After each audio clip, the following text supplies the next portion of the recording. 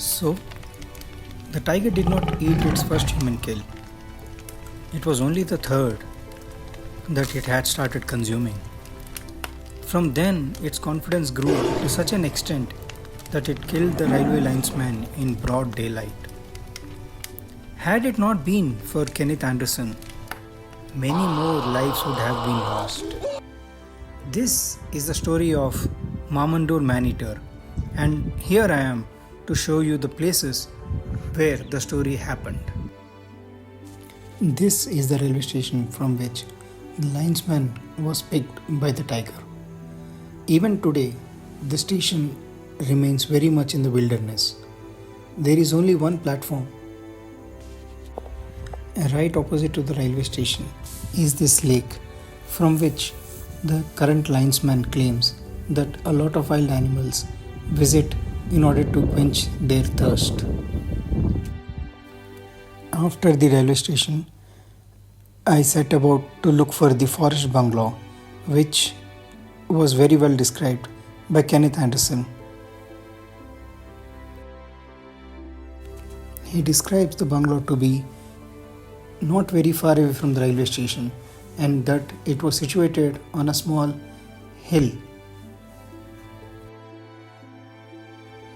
This right here is the Mamandur Forest Lodge, which was built in 1920 by the then British government.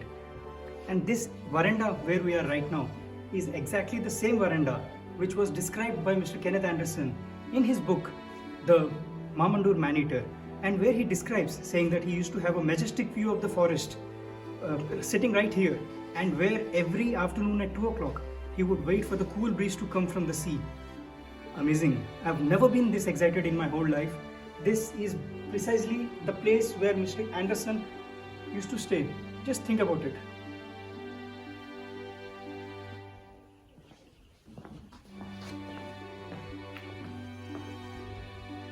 He further explains that right from this veranda, using a powerful binoculars, he was able to see a bear being attacked by a pack of wild dogs, and how he took up his Winchester rifle and dashed to save the bear. But unfortunately, he had to kill that very bear because, being a wild animal, it attacked the same person who came to rescue it.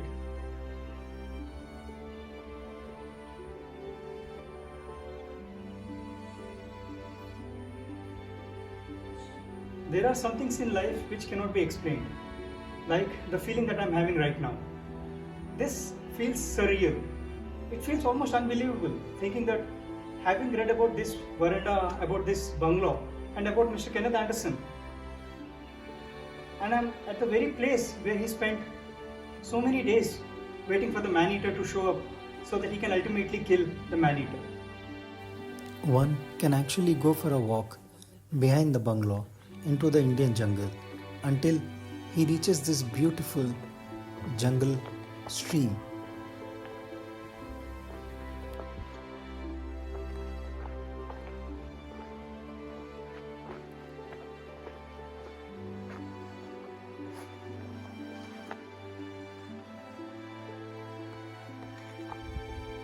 There is something about this place which I cannot put it into words.